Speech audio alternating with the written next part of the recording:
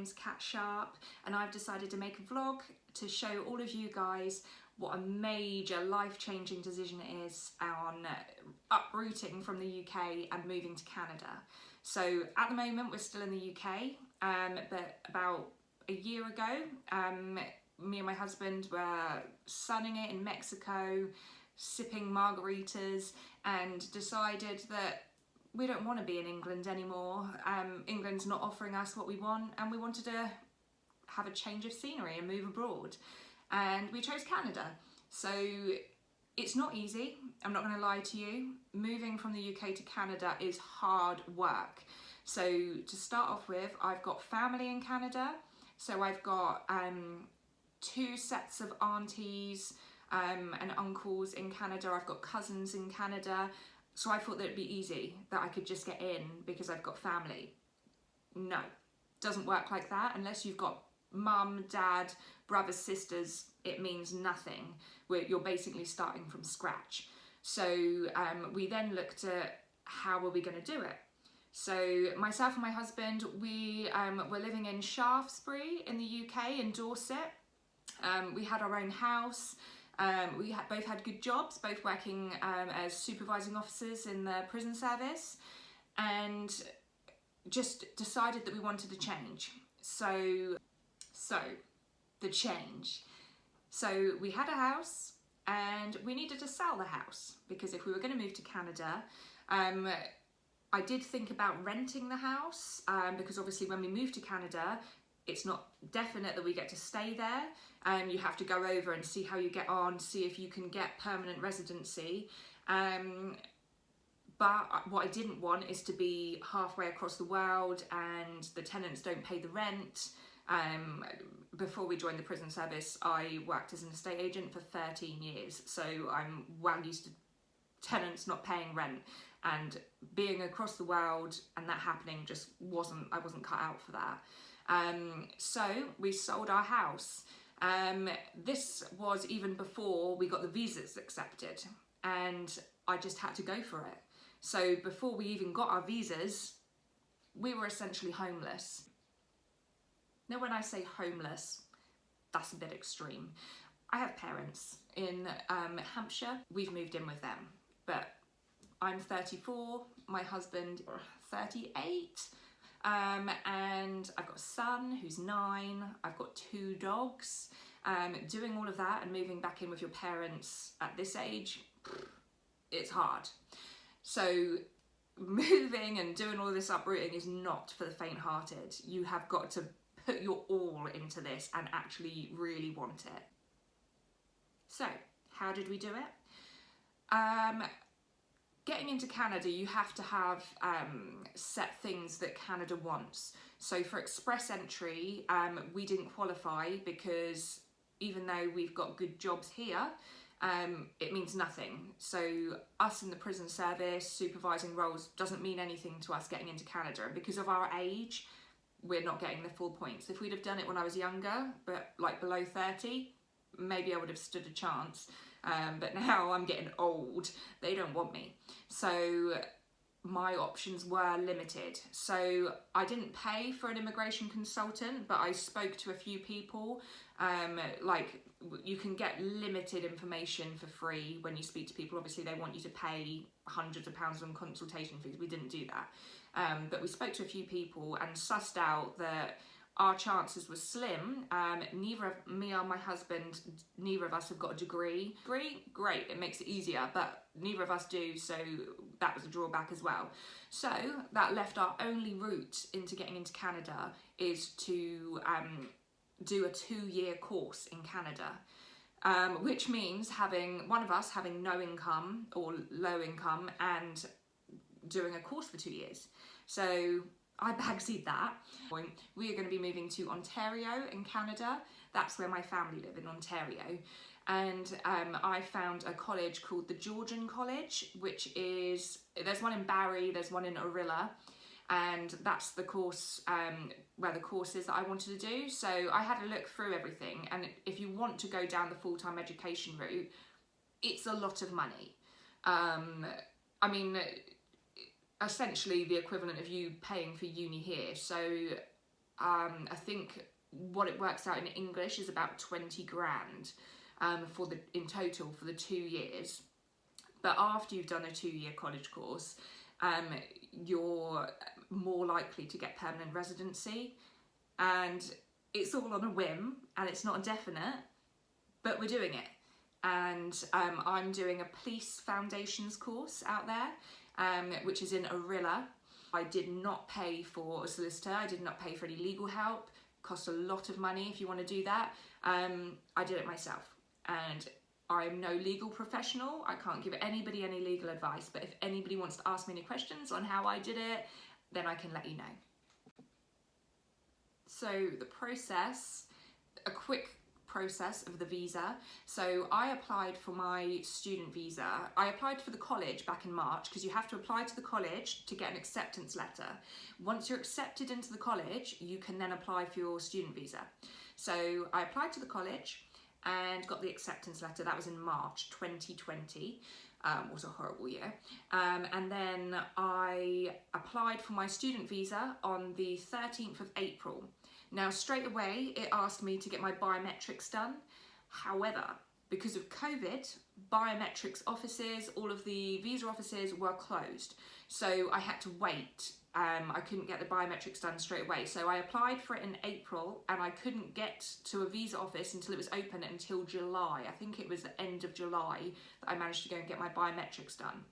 So after that, I thought it would be a really quick process and few weeks. I thought that by probably August time I'd have the visa. No. So we had sold our house. We still didn't have the visa. Our house completed, I think it was the 22nd of October, and we moved back in with my parents. Hard work.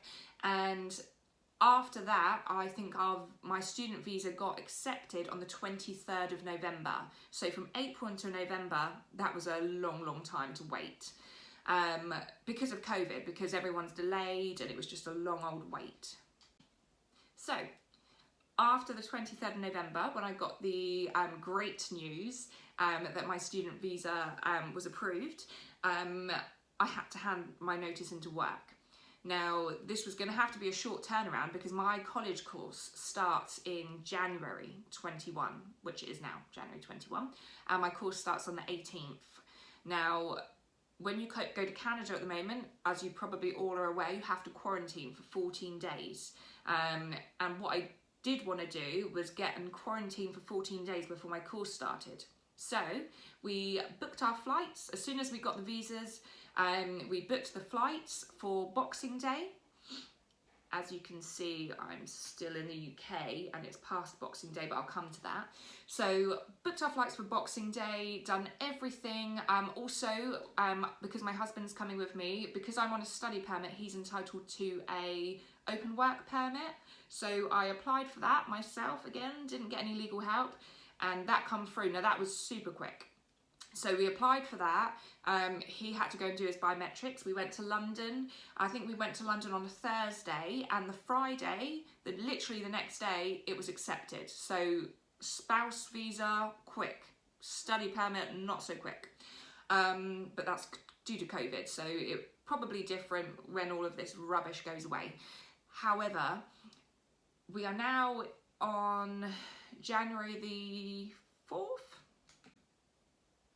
So just to tell you a little bit about myself, so my name's Kat Sharp, I've got a husband, Scott, and I've got a son who is 9, Taylor. I've got a stepdaughter, Georgie. Unfortunately, she does live with her mum, so she won't be moving to Canada. However, she will be out every holiday. That's the downside of it. Obviously, having a split family, you have to make some compromises, and that is going to be difficult moving to Canada and her still being in England, but we'll make it work. I have a Chihuahua called Pip. I'll show you him in a minute. And I've got Simba, who is an American Bulldog crossed with an Alsatian. Now, he's a big boy. Now, for him, that was a lot of money to get him on a plane out to Canada. So I think it cost more to send him to Canada than it did to send me, Scott and Taylor. So we're talking like, I think, and I got the cheapest quote, which was about 2,000. Because he's large and he has to have a specially made custom crate for the plane. I'm worried about that. I am worried about that. But what do we do? He's my dog, he's my family, and he's got to come. Getting back to our plans for Canada. So, we were all booked in Boxing Day. We were flying on Boxing Day with Air Canada. I had to complete the ArriveCan app, ready for when you land in Canada. You have to do that, it's mandatory during COVID times. And I had booked an Airbnb and we were all set. I had the quarantine commitment form from the Georgian College, because they write you out a letter basically to say it's essential travel, and they've looked through and are happy with your quarantine plan. So we were all set, and then on the 20th of December, I think it was, they announced that due to Boris Johnson's announcement on the new strain of COVID, that they were banning all flights from the UK for 72 hours. Now, 72 hours would have taken it up to the day before Christmas Eve. So I phoned Air Canada and asked them what was going on, and they told me, no, flights are restoring again on Christmas Eve, and your flight is still going ahead on Boxing Day. So we were like, great. It got to the day before Christmas Eve, and obviously we're all packed. I'm living out of suitcases. I have been since October. We're all in suitcases. Me, my husband, my son. All of our suitcases are on the landing. I'll show you later. And we don't have anything, and we just need to go. And then they announced another 2 weeks of lockdown. Ugh, 2 weeks, a killer. So now we're on the 4th of January. The current ban ends on the 6th of January. We haven't been told whether that's going to be lifted. We're just fingers crossed that it does. We have booked another flight for the Saturday, the 9th, which is my birthday, and I'll be 34. Ooh. And we are flying on my birthday. Now they have announced that anyone going to Canada from the 7th of January needs to have a negative PCR COVID test. I've got the added pressure of we're staying the night before the flight.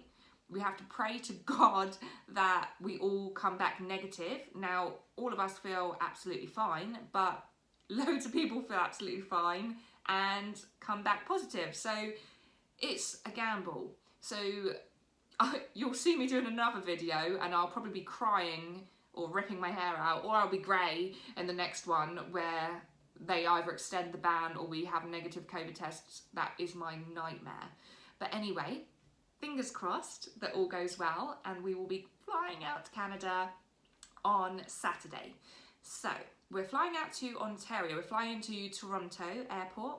I've done all of my ArriveCan again. We've booked another Airbnb because the first Airbnb is now booked. So we had to choose another one, and the hosts have been really lovely, and they've got a lot of land, so that at least we'll be able to walk around the garden and not be stuck in a room for 2 weeks, because that is a long time with a 9-year-old. However, he is taking his Xbox, so otherwise that would be an even bigger nightmare. But we've booked all of that, and fingers crossed we'll be flying. We're taking 2 suitcases each. Now, we had a 4-bedroom house. We have sold everything. So I moved out, I think it's 17 or 18, and I've had like belongings, furniture. I now am 34 years old and I have nothing. I'm living in my parents. I don't have a job. I have nothing, only a dream to be in Canada. And I think you only live once, so why not go for it? You have to go for it. If we don't do it now, we never will, because we'll be too old. So we need to go for it, and we're gonna.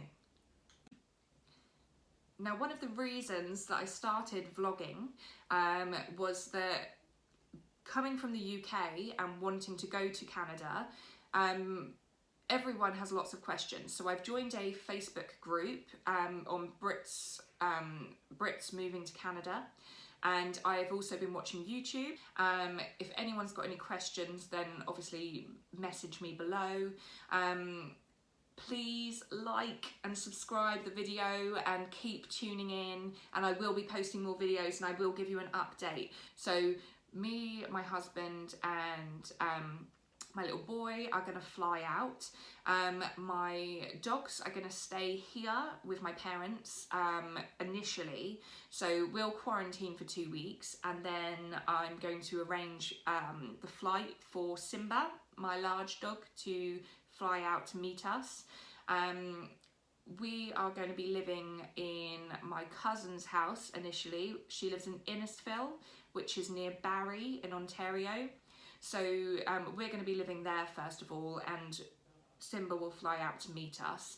Pip, my Chihuahua, he is tiny and he is a lot easier to travel over there. So what I didn't realise is that Pip can actually travel on the plane with us, or with my parents, in his little handbag, and he can just go like under the seat in the footwell, and it's a lot less money for him to fly over there. Dogs, when you're going to Canada, you do not need to quarantine. They can come straight off the plane and come to you. The only requirement for the dogs was a up-to-date rabies vaccination. So we've sorted that, and we've then got like a pet passport for Simba to show that he's had his rabies vac. And that should be all done. So this is Simba. Simba! There he is. So he is the cross between the American Bulldog and the Alsatian. Obviously, as you can see, doesn't really look like either of them, but he is big enough that he needs his own special crate to get him over there. Say hello, Simba. This is Pip, my little lap dog. There he is. He would say hello, but he's a bit grumpy. There he is. So this is how we're living at the moment, out of suitcases. So this is all of our suitcases piled up on the landing, and this is what we've got to take with us.